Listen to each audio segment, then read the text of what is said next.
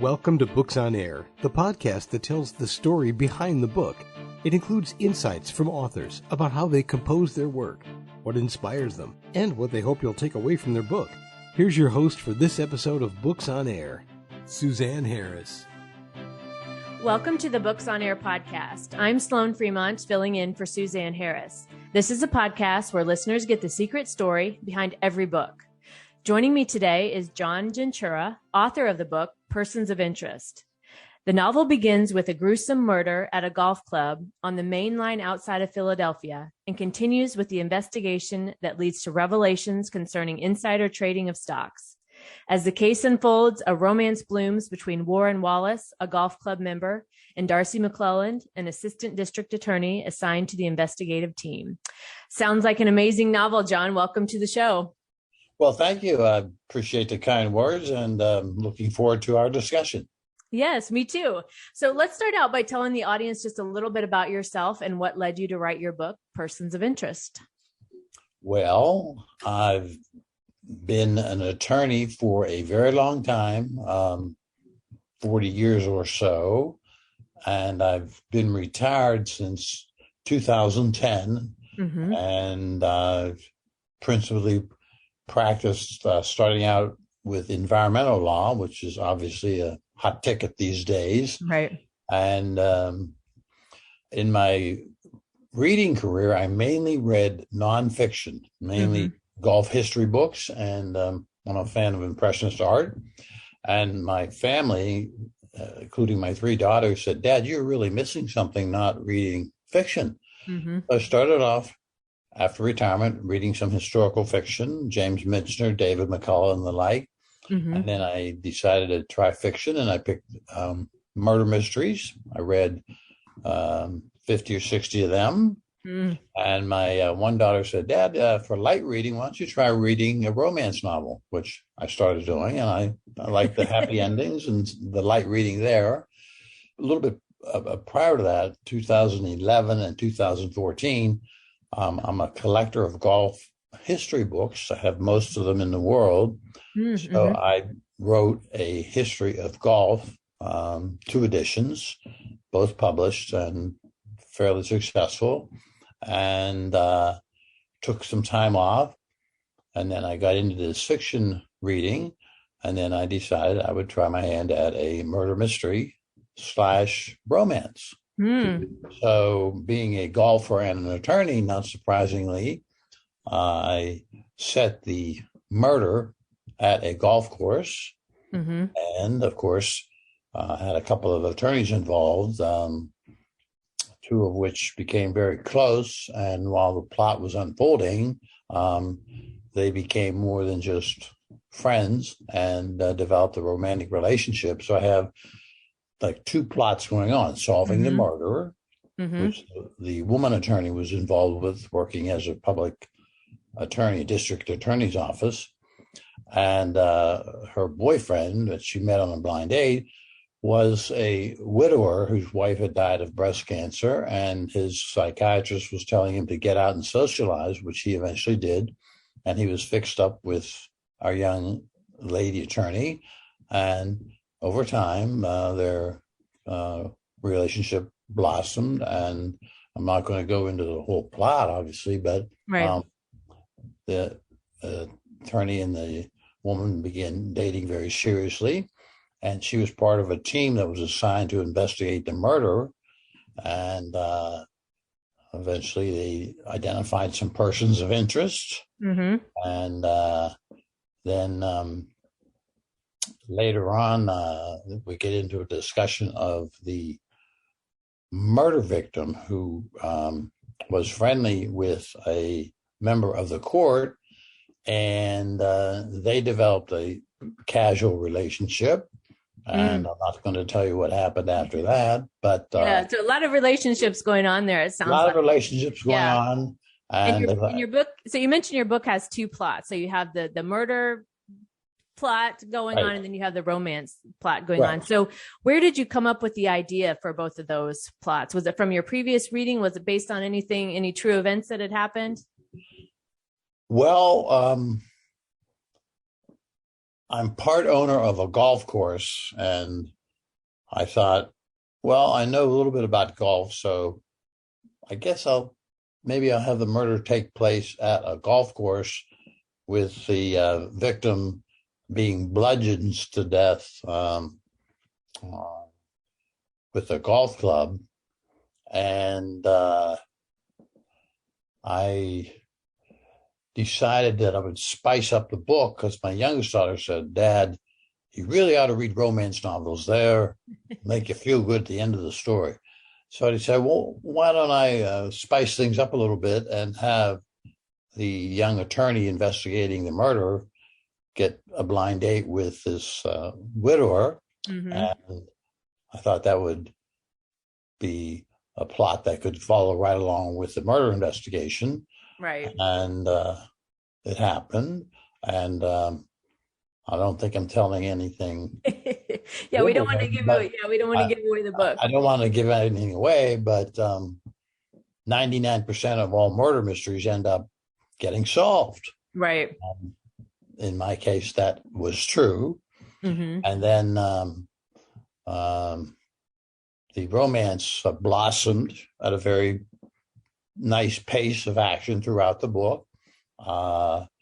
And they started dating very seriously, and eventually they got to the point where she decided with his request that she would move in with him. So they did. And they live in a community, which is where I live. Okay. And I just put them on a different street.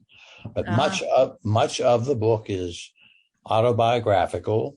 For example, I'm from Pittsburgh, and the book takes place outside of Philadelphia.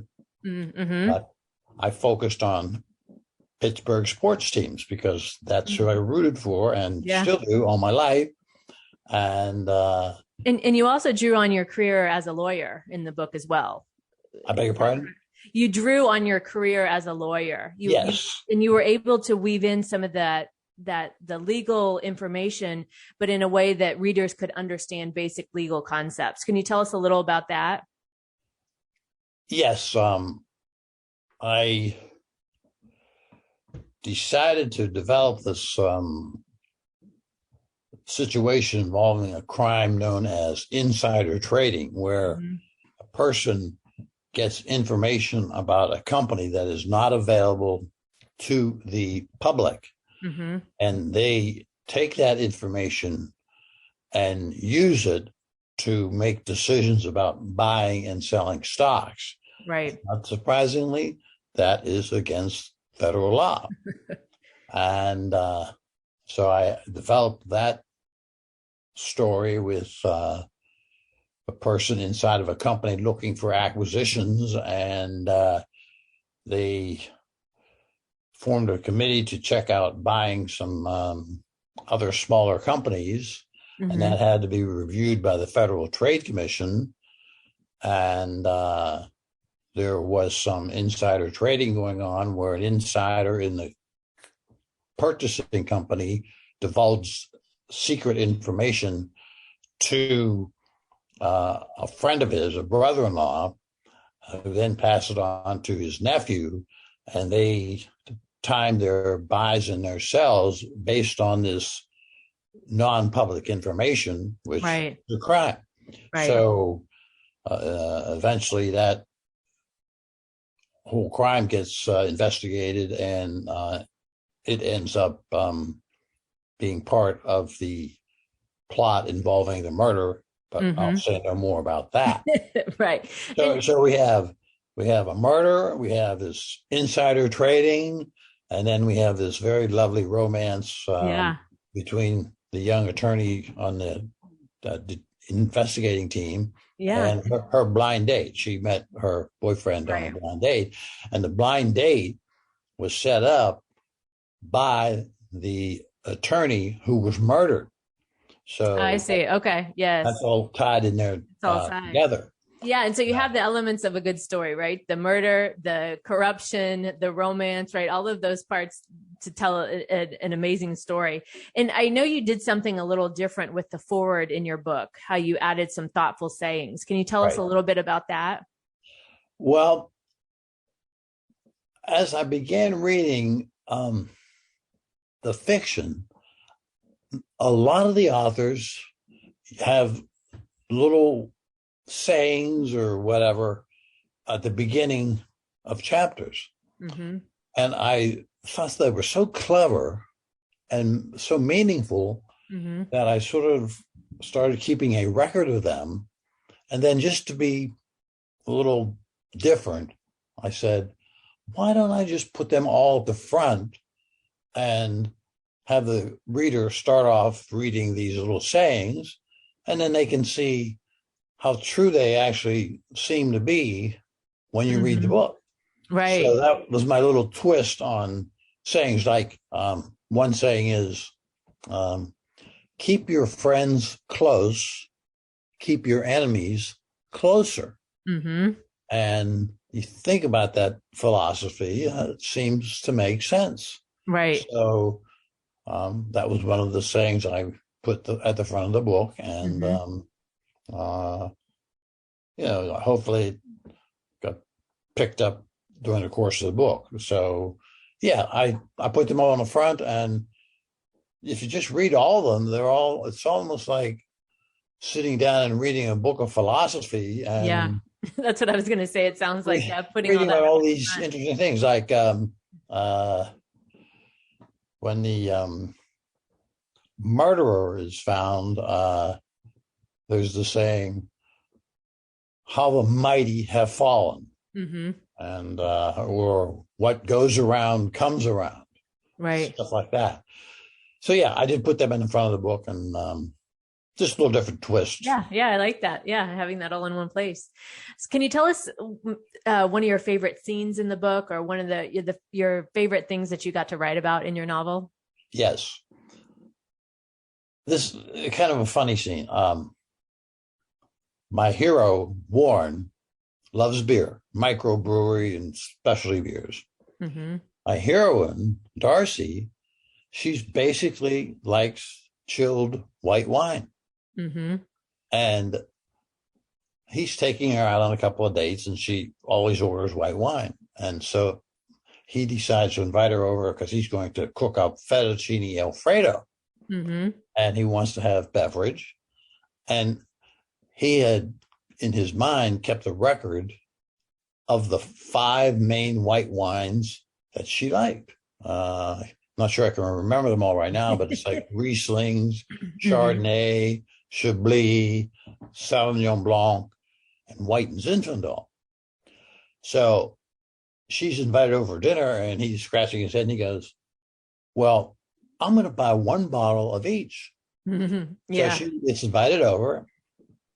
He says, you want a drink? Would you like white wine? She says, yes. And she says, what do you have?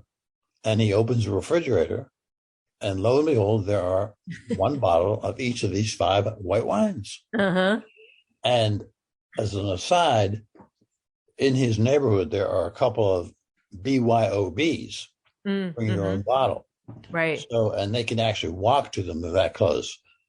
So these 5 wines will not go to waste when they go to their next BYOB date. They just take one of these bottles of wine with them. Right. And, and they're set. They're all set. Yeah. That was like my most fun scene to write. Now, you didn't ask me this, but people ask me, what was the hardest part of the book to write? Well, I'm not a prude, but I am not a, crazy sex maniac. Right. But as you know, the way things are these days, people meet, they date for a while, and then they get closer, shall we say, in a physical sort of way. Mm-hmm. And so I had to write, what I wanted to write were clean, genteel sex scenes. Mm-hmm. And in the back of my mind, I have my wife who's going to be reading the book and helping me edit it. Right. And I have 3 grown daughters who obviously will read the book. Right. Well, I didn't want them to read it and say their husband/father was kind of a, erotica type writer. Right. So I kept the scenes very nice. Yeah. Tasteful, it sounds like. So, but that was like the hardest part of writing the book, keeping in mind that I did not want to be doing anything over the line. Yeah. You want to convey what they're doing, but not in a way that's too much for the readers. Yeah, I completely understand that. Right. Who would you say your book would appeal to and why? Well, in my press release, I said, this book has something for people who like gritty murder mysteries, because it was a rather gruesome murder. Mm-hmm. Something for people who like spicy romance. I thought I made it a little bit spicy, not too spicy. And of course, something for golfers and non-golfers alike, because it involves 2 golf courses and the murder took place on the golf course. And then I conclude, it is my hope that Persons of Interest will bring new readers to what I call the, quote, murder, mystery, romance genre. That's what I call it, because that's what it involves. Yeah, that's what it is. Anyway, maybe that will come true, and a whole new couple of different audiences will be interested in acquiring the book. Yeah. Well, like you said, it has all the angles, the murder, the romance, the corruption, all the elements that make a good story. I hope so. Yeah.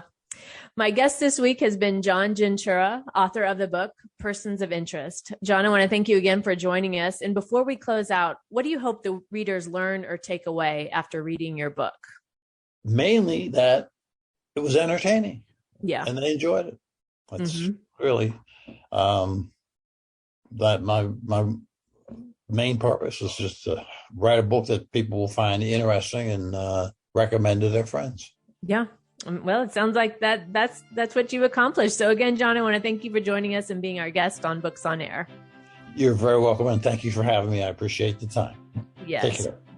Bye-bye. You can find more about the book, Persons of Interest, on Amazon, and I'll link to the book in the show notes. So be sure to check that out. You've been listening to the Books on Air podcast, brought to you on webtalkradio.net.